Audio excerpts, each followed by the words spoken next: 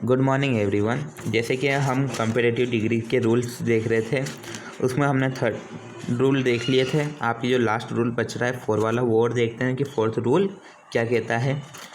तो fourth rule है when positive degree ends in Y preceded by a consonant by the Y is change into I before adding E are.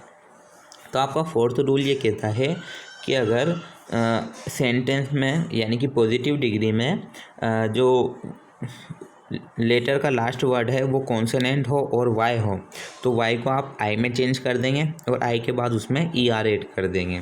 ये आपका fourth rule कहता है। तो हम इसके कुछ एग्जांपल देखते हैं, आपको अच्छे से समझ में आएगा। ये इसके एग्जांपल्स हैं। जैसे कि हमने देखा ये पॉजिटिव है और ये कंपेरेटिव में कन्वर्ट है। तो हमने देखा यहाँ पर था इजी, इसका जो लास्ट वर्ड आ रहा है वो कॉन्सोनेंट है और वाई है। तो हमने इसे कंपेरेटिव में कन्वर्ट करा तो यह वाई का आई हो जाएगा और ई आर इसमें ऐड कर दिया जाएगा। ये आपका फोर्थ रूल कहता है। इसी तरह एक और एग्जांपल देख लेते हैं कि यहाँ हैप्पी था, तो हैप्पी का यहाँ पर वाई की जगह आई हो गया और ई आर इसमें ऐड कर दिया गया। तो ये आपका फोर्थ रूल कहता है कि अगर पॉजिटिव डिग्री में वाई कॉन्सोनेंट हो, लास्ट वर्ड हो, तो उसको आई में चेंज कर दो और उसके बाद ई आर ऐड कर दो। तो ये जो आपका चैप्टर था एग्जेक्टिव का, ये आपका कंप्लीट हो चुका है। इसके बाद आपके इसमें कुछ प्रैक्टिस के लिए एक्सरसाइज दी गई है, आप उसमें प्रैक्टिस करें, फिल करें और उनको कंप्लीट करें नोटबुक में। और अगर कुछ ना आए तो आप पूछ सकते हैं। अब हम आपके आगे बढ़ेंगे और नेक्स्ट चैप्टर स्टार्ट करेंगे।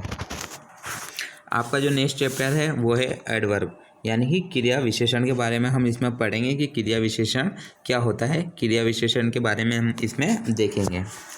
इन Hindi language an adverb describe the characters of a verb, यानी कि हिंदी भाषा में एक जो क्रिया विशेषण होता है वो क्रिया के चरित्र का वर्णन करता है। यानी कि हिंदी भाषा में क्रिया विशेषण का कार्य क्या होता है, उसका कार्य ये होता है कि वो क्रिया के चरित्र का वर्णन करता है।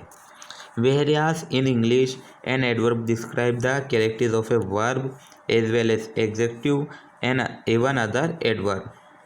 लेकिन या जबकि अंग्रेजी में एक क्रिया विशेषण का कार्य क्रिया की विशेषता के साथ साथ क्रिया के विशेषण और यहाँ तक कि अन्य क्रिया विशेषण का वर्णन करता है। यानी कि इंग्लिश लैंग्वेज में जो एडवर्ब होता है उसका वर्क ये होता है कि वो क्रिया का तो वर्णन करता है, साथ में क्रिया विशेषण का भी कर देता है और यहाँ तक कि अन्य क्रिया विशेषण का भी वो वर्णन करता है।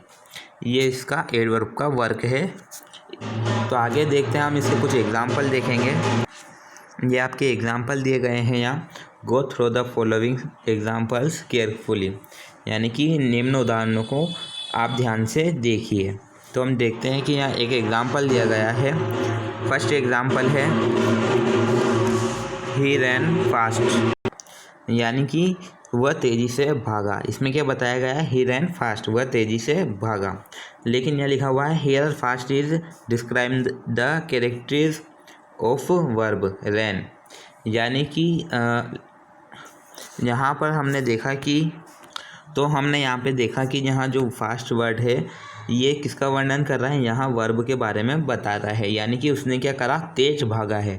तो यहाँ पे हमने देखा कि जो फास्ट वर्ड है वो वर्ब की कैरेक्टरिस्टिक बता रहा है, उसकी विशेषता बता रहा है, विशेषता का वर्णन कर रहा है। इसी तरह हम सेकंड एग्जाम्पल देखते हैं। ही रन वेरी फास्ट, वह बहुत तेज दौड़ता है। तो यहाँ हियर हमने देखा very is highlighting the characters of other adverb fast.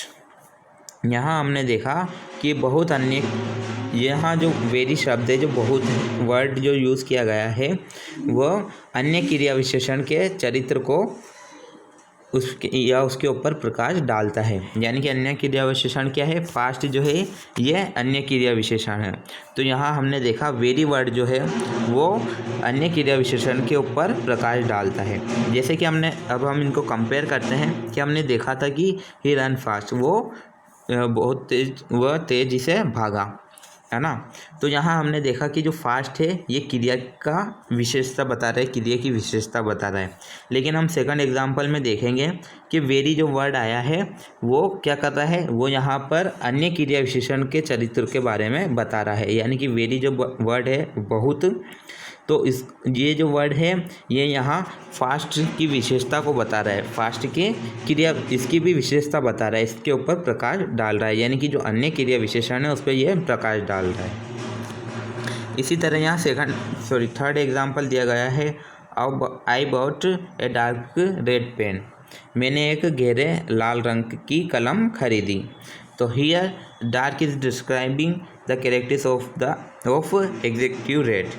तो हमने यहाँ देखा कि जो यहाँ जो डार्क जो वर्ड यूज़ किया गया है गहरा, जिसका मतलब हो रहा है ये जो वर्ड मीन है विशेषण, ये लाल जो वर्ड है यानी कि उसके जो विशेषता है, उसका जो विशेषण है उसके चरित्र का वर्णन कर रहा है। यानी कि जो डार्क वर्ड है वो डार्क क्या है, तो रेड जो है वो डार्क है, ये इसका चारित्रिक वर्णन कर रहा है, ये उस पर प्रकाश डाल रहा है।